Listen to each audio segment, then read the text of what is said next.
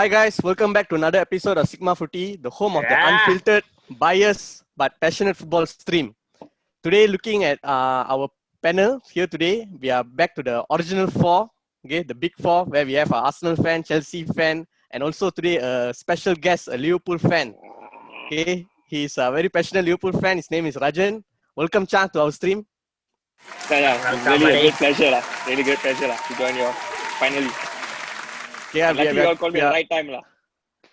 yeah, especially when after amazing win for Liverpool, right, at the Emirates. So we are great to have our first Liverpool speaker on our panel this week. So let's not waste time and go to this match, Arsenal versus Liverpool. It ended 3-0 win for the visitors. It was quite a shocking result based on the form going into this game. Of course, the international break halted the form of Arsenal. Okay, but just like we mentioned after the North London Derby review, that whether Arsenal can they repeat the same kind of intensity and performance like what they did against Spurs? But the result is unfortunately they couldn't again against Liverpool. So Kevin, is this a mentality issue once again, or is this a defense problem that is not being solved well by Arsenal? Well, to be honest, the mentality, it's definitely down. You can look at the game, there's no proper chemistry, and defensively, bad. Midfield, bad. Attacking, I don't know what they are doing. We just had 3 shots and 2 shots on target out of the whole 90 minutes. The first half, I think, was way worse. I wasted my time watching the match, to be honest. Yeah, it was that disappointing. Yeah, when I looked at the highlights, right? I mean, there was really, honestly, there was no any clear chances by Arsenal at all. It was all one-way traffic. And even Klopp said that Liverpool, they should have scored way more goals. Do you agree with that? Yeah. I think you can see from the starting as well, Liverpool were more controlling the game, possession-wise, attacking. They were bringing the ball up, and Arsenal, they are barely trying to defend. And to make things worse, we don't have any proper leadership in our Arsenal right now. I'm not sure Aubameyang, what he's trying to do. He's just trying to make a new hairstyle every time, then. But yeah, is that a hairstyle that a proper captain should have? What do you think? You can see the troll. Yeah, he's trying to follow Germino style. What to do? The player that we lost cost, and probably, hopefully, he doesn't go to the same way, lah. But yeah, we don't have proper leadership in the whole team. David Luiz, he was there and he got injured and quite bad as well. But looking at it, Arsenal needs someone to really bring the team up and to control the whole team. Basically, the mentality that's very important. Arteta is always pushing them, but infield during the game, you need someone to always be there. Like previously, how we have Vera, that's definitely one of the best captain. And we need someone like that to keep on pushing the team. But at current pace, and the whole team, basically, you can see the goal Salah scored. It went through Burn Leno's leg. So disappointing. But yeah, well, congrats to Liverpool. And looking for Arsenal to improve and winning the Europa, I think it's going to be let's see what will happen. Yeah, because when we see the teams, the shape of the teams going into this game, Liverpool, of course, they still have their injury issues at the back. So it was quite surprising that Arsenal really couldn't capitalize on it and put more pressure. And especially on Liverpool's right-hand side, the right back, Trent Alexander-Arnold, he has had a very poor season. I think Rajan also agree with that. Yeah. Defensively, he has been very poor. But somehow now against Arsenal, he's suddenly the best right back again. Arsenal, why Arsenal can allow all this to happen? Why? This is how Arsenal plays. They'll make someone who is down to shine again. I think they have good experience of that. So Arsenal is good in doing that. So they're giving you more momentum. So probably they're giving chance to Liverpool to go top 4 again. Who knows? Yeah, and the top 4 race is now hitting up back. When we did the top 4 race predictions a few weeks ago, no one really mentioned Liverpool. It was all just between Chelsea, Spurs and Leicester.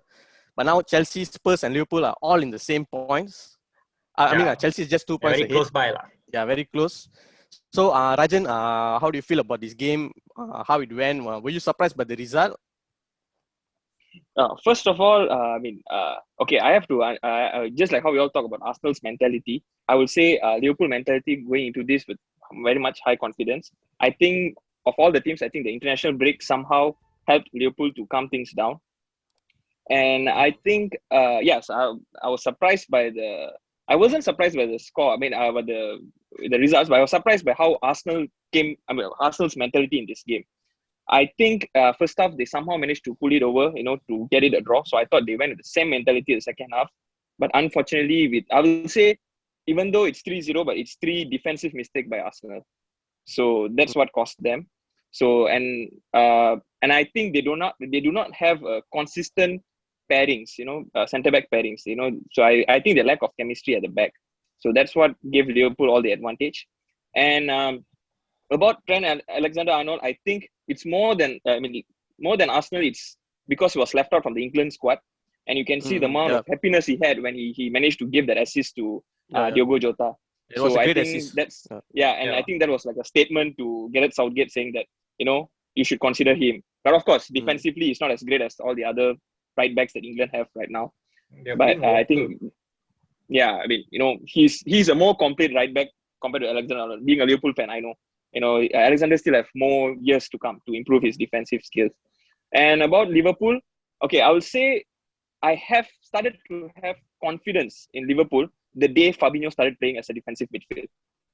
That's what changed Liverpool season. For the past 3 games, Fabinho has been playing the defensive midfield, and regardless of the centre back, and I feel Ned Phillips and Ozan Kabak started having a chemistry. I mean, they have a good partnership. It started building up. They are very amateur, but still Fabinho at the back gave space for Milner or Wijnaldum or let's say Thiago Alcantara. Very big freedom. I mean, they have freedom now to operate, which Fabinho is protecting the back for. I think that's the biggest boost that Liverpool can having in the past 3 games. That's why we can go for 3 clean sheet and 3 wins in a row, away especially. So yeah, it also seems. It also seems that Fabinho playing in defensive midfield, it also gets the best out of Thiago. Do you agree with that? Yes, I really agree because Thiago was previously, when Fabinho was playing defensive midfield, when Fabinho wasn't in the game, I feel Thiago was uncertain whether he should be defending. He was like more of like a box to box midfielder, which he's good at, but he's not the best at it. He's best when you leave him free and he can assist and he can dictate the game. But when you give him a defensive responsibility, I think that's where he started to tumble a little. But I'm really glad Fabinho is back. Yeah, right, great. So, Rajan, looking at the way the Liverpool season have gone, did you really expect this to happen? Because at the start of season, they were, rival fans were just already considered the title to Liverpool, especially when Firmino scored the last minute winning goal against Spurs. We all thought, Liverpool's going to win a title again, and suddenly it all went downhill from there. Like, I don't think anyone saw this coming. And as a rival fans, we only can see it in 3 ways. So it's either through injuries, like is the Van Dijk injury really changed this team, or is it an issue of burnout? Because for the past 2 seasons, you guys have been playing very high intensity for the whole season. So is it a burnout issue? Okay, or another one we can see is this because of other teams able to stop the Liverpool system, the press system? They have figured out Klopp's way. Which one do you feel has been the problem? Honestly, it's a bit of everything. Honestly, yes. I whatever you said, all these 3 things is what I feel. But I will give the least problem. I mean, the least is the burnout thing. I think they are still okay. I mean, the training sessions and everything is good. But it's more of the injuries. Yes, people might say it's Van Dijk's injury, but why I say by Van Dijk injury is not because of his defensive prowess, but it's more of like the confidence that he gave in the defensive, in the back 4. So when that lack, I feel that the ball from the back 4 going forward that's what we have missed, and that's what has caused the goals drought. All this, even though Firmino, Salah, Mane, all those goal scorers, they couldn't score, is because of the lack of confidence at the back. So when Van Dijk was not there, it's okay. It was still okay. Joel Matip was there, Joe Gomez was there. When all of them got injured, I mean, literally our best 3 centre backs has been injured, and you won't believe me. I think you should know by now. There's been more than 20 different pairings of centre backs in Liverpool so far this season. 20 defensive centre back pairings. That is huge amount of changes that went through in Liverpool squad. But of course, as a champion, this should not be an excuse. Injury should not be an excuse. I feel Klopp should have addressed or should have expected this and should have bought a centre back in the transfer window. But I think the arrival of Ozan Kabak has improved a lot of things, and I think Nat Phillips has gained a lot of confidence in the past few weeks. So I think I have a confidence back in Liverpool, and the way the Gegen pressing, the counter pressing they showed in Arsenal, it was a good momentum. Of course, Arsenal gives the space for Liverpool to do so, but that has given us a good momentum and a good confidence for us to go to our next game. Yeah, and talking about the next game, you guys are playing Aston Villa at home at Anfield. So it's quite a concern actually, right? Because if you see for this year calendar 2021, you guys only had no open play goals at Anfield and only one penalty goal. So it's already in April. So is this game against Aston Villa, are you confident for this game? Of course, I could not take back that Aston Villa is a very good team now, and I hope they do not repeat. They'll go with the confidence of the 7-2 defeat. You guys need the revenge. But, so I think Liverpool, if they can win Real Madrid in midweek, and they showed a decent game against Real Madrid, I think that will boost the confidence of Liverpool, and I think the power of Anfield will be back. And of course, we miss our fans. I believe that other supporters will agree with me that Liverpool fans at Anfield gives us a different type of boost. That's just something else. So maybe it starts to worn out, and then the players are not showing any confidence, and they are really they do not have the urge to win. Because too much of defeats in a row. So I have confidence that we'll make up something out of Aston Villa's game. I'll go with Liverpool. It's tough to say whether these 6 straight Anfield losses would have happened if the fans were there. And looking for the Madrid preview, you guys have an opportunity for revenge from that 2018 final. So do you feel Klopp should go with the same pressing game against this Madrid team? Of course, they are lacking their leader Ramos is out injured, and also Hazard out injured. But they're still a very, Madrid is Madrid in Champions League. And with Modric, Cruz in midfield, do you feel like Liverpool should stick to this pressing game or should change the system to play against Madrid? I think pressing has been Liverpool's strength all over for the past 2-3 seasons. And but of course, I feel Liverpool did a very, very decent job last season. I think the season before, when they lost the league and when they lost the league and they won the Champions League, they went with full pressing, and that's when they lost the league. So last season they were more of like a balanced team, a more composed team. They weren't pressing as how they used to. But for a cup game, I think you should go pressing, and also you should give respect to Zidane, because Zidane in Champions League is something else. At the same time, it's Real Madrid's home. So too bad Ramos is not there for Salah to take his revenge. But I hope he'll be back the second leg. But I feel Liverpool should go take this game in their hand. I don't think so. They should have a foot back. They shouldn't take a step back. They should go forward and try to press. Because I feel Real Madrid at this point is at their weakest point compared to other seasons. I mean, how they win other seasons. So I think this is where you should take the advantage. Right. So, and also when Liverpool were having this tough period, this so-called crisis, fans were actually calling out that Klopp out. That was quite bizarre actually. Brutal. Seeing that after what Klopp has done for Liverpool, right? So, are you on the same page, or you feel that that's total nonsense? Absolutely, total nonsense. Klopp is Klopp. Of course, people will show example of how Dortmund fell with Klopp, and Klopp only could do something for some reason. But that what the people were saying was Klopp on finals as well. But he proved the rivals that he could win trophies and he could win finals. So Klopp has improved as a manager as well in Liverpool. And I feel this crisis, it owes big time to COVID, the pandemic. I think so it's Klopp's issue. It's more would have expected Jota to be injured when he was performing so well. And now Jota is back. And so it was a good buy for the season. The only mistake that I felt that Klopp did was to not buy a centre-back during the transfer windows, before the beginning of the season. That's the only mistake that I felt about Klopp. But still, like how you all said, he was under crisis, and now you're talking about Liverpool back in top four. Who would have done that if not Klopp? So Klopp all the way. Trust in Klopp. Okay. Right, man. Great stuff. Great insight. Okay, so we're hoping I'm sure you're hoping that maybe Liverpool can end the season strongly. Of course, Liverpool in the Champions League is another different animal in the Champions League, and I think the top four race can go down to the wire for you guys. Yes, so all the best to Liverpool to end the season strongly.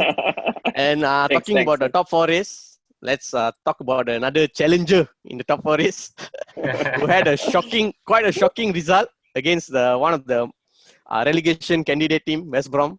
Okay, they played at home, but they lost surprisingly 5-2. So Anand, is this a result of being down to 10 men, or is it just a? But looking at the goals, West Brom scored amazing goals actually. Okay, it was not a fluke or what. Like the finishes were wow, so cool. Great finishes. So Anand, what went wrong, man, in this game? Yeah, you see, my video is dark. It's a dark day. It's a dark weekend. I totally didn't expect this from Chelsea at all. Despite there were changes at the back, we still don't expect this bad. This bad of a result. It was really a wake up call for Tuchel and everyone in the club as well. But to put it simply, right, this shows that Tuchel's system is really codependent among the players and the style of play. It's not based on individual. So Thiago Silva, with that kind of experience and leadership coming into play, right, went so bad wrong. And to explain that, right, that's because the club is no more an individual player team. It's ultimately a teamwork, or it's a system play. And system team. So moving out Christensen, Rudiger, and putting Zuma and Thiago Silva, which we couldn't blame also because of the international break where all these players had their international games as well, so they needed to put them in rest. But this really shows the vulnerability of Chelsea, which I feel is a blessing in disguise because it came so early before the Champions League. So this really shows where the vulnerability Chelsea has at the moment of time. And yeah, it's sad that we lost the unbeaten streak, but now we're going to the Porto game with nothing to lose as well, similar to Porto. And one of the main reasons I would say, all heads off to West Brom. Those goals were all superb. Those players played and took advantage of Chelsea over their weakness. But if you recall on Chelsea's game, right, all the games they won, right, they really play short from the back, and they really were able to hold the whole entire play at the back and utilize counter-attack as a medium for goals. So without the back, right, the system is a complete failure. And that is where what we saw, right, it came to reality on how bad Chelsea can be. So going into the Porto game, right, I mean, the way you guys consider those goals, are you worried facing Porto at this moment? At this moment, not worried actually, because it really gives us a kind of what to do, what to not do for the Porto game up. Because as you continue to win and keep on breaking records, right, it's more of hard to find where the areas to improve. And with this game, right, it's actually, again, like I said, it's a blessing in disguise, where it showed to Chelsea and Tuchel itself that you are also a team that can be beaten, and here's a weakness. Yep. So it's basically an early wake up call. Yeah, welcome to the Premier League for Mr. Tuchel. You stole the words from my mouth, man. Welcome to Premier League. Like totally unexpected, and especially these bizarre results usually comes after international breaks, because players are coming back from long distances and the chemistry is not really there. So guys, that was a great talk. Just before we end, since we have the big original 4 fans here, let's give a short tribute to Sergio Aguero. Okay, the City striker who has called it a day for City. He's gonna leave City at the end of the season. So where we will rank Aguero among the best strikers, foreign strikers in the Premier League? Is he like totally up there, one of the best, alongside the likes of Henry, Vieira, or is Drogba. he just below that? Yeah, Drogba. Like where do you rank him, Rajan? I rank him not as high as Henry or Drogba or these guys, but he's there. He's certainly top. I mean, he's up there because he defines the whole face of Manchester City. You know, the giants that they have become. I think Aguero is one of the stars, including Silva and Yaya Toure. But he's top there. He's one of the best foreign strikers the Premier League have ever seen, but not the best. Okay. How about where we put him between Aguero and Suarez? Suarez, as out and out striker, I still prefer Suarez compared to Aguero, but I feel like Suarez didn't have. But putting aside disciplinary issues, that he had in Liverpool, and that's what caused him to leave Liverpool to Barcelona, and of course he had a great success after that.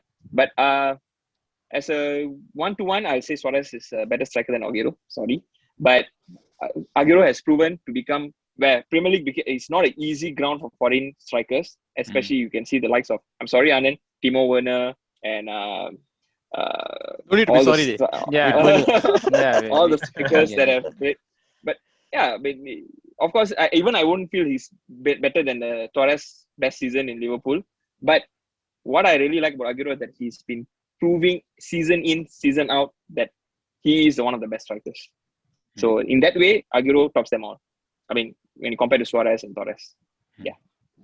Yeah, and of course, Aguero is a part of City's best, their best point of their history in the Premier League. And maybe we could all conclude that Aguero is City's all-time best player. Do you agree with that, Kevin?